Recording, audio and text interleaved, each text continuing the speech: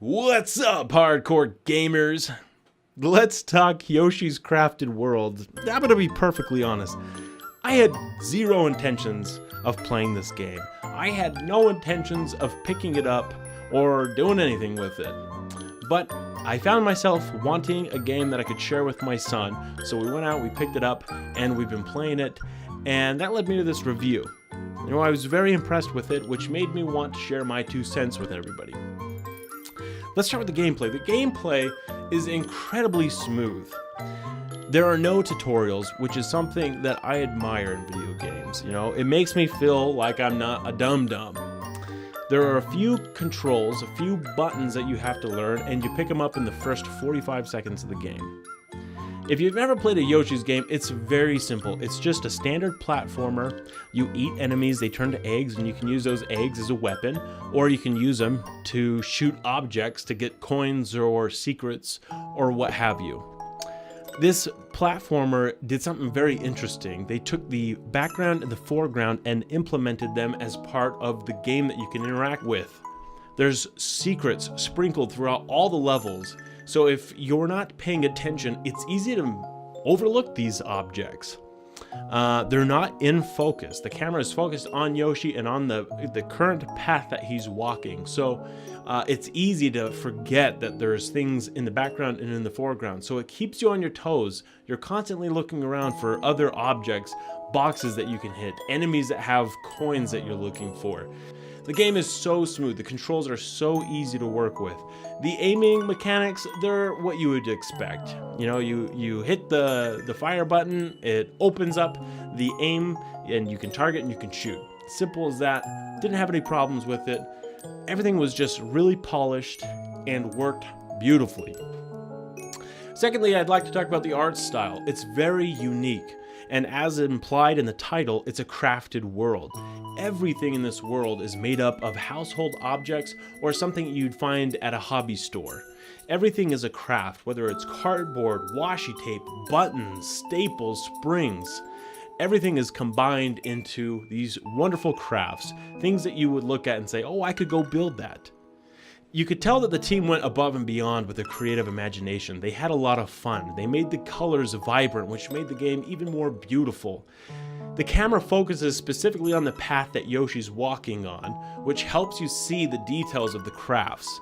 And just the little things, the way that scissors cut into the cardboard, little notches, just little tiny things. There are so many times when I caught myself saying, wow, this is adorable.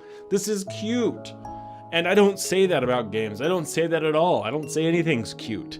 But this game, it is adorable. The game is so smooth and the controls are just easy to pick up.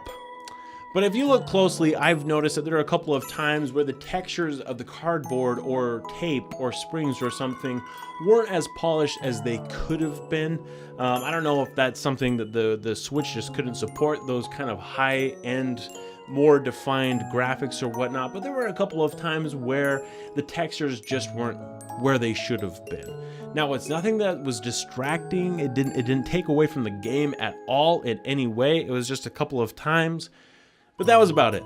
Lighthearted is what I would define Yoshi and his little craft world.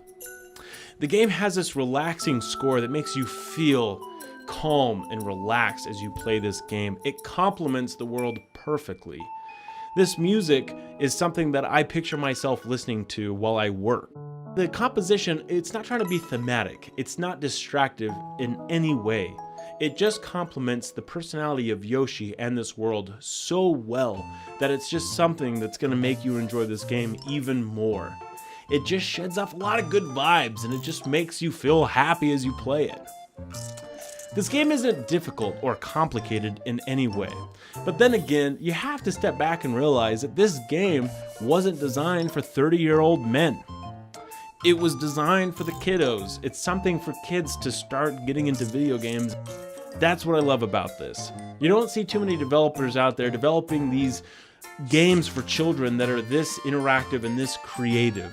You can tell that there's a lot of love put in this game and something that children can admire as they play it.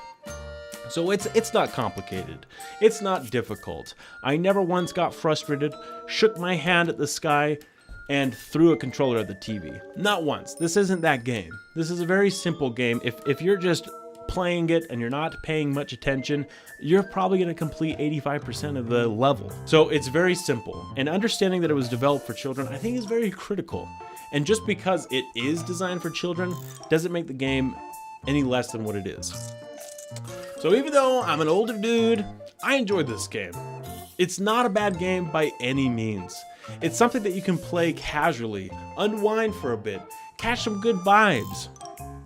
I think it's important that Yoshi exists. It's something that kids can look to. Simple design, happy world, something ignite their video game futures with.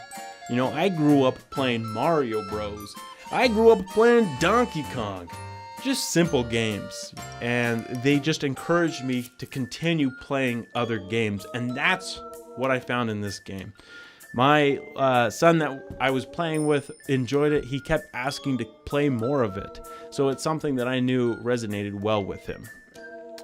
So, bravo Nintendo, you knocked this one out of the park for sure. This is definitely one that I am happy I picked up for my kid because he's having a lot of fun with it, and it encourages him to play more games. And it's just that first step in working his way up to the AAA titles, like Zelda. Now, my only complaint about this game is that Nintendo is charging a AAA price for this game. All right, Zelda, Nintendo. Zelda is a AAA title. You can charge $60 for Zelda. Mario Odyssey, that is a AAA title. You can charge $60 for that, Nintendo. Yoshi is not a AAA title game.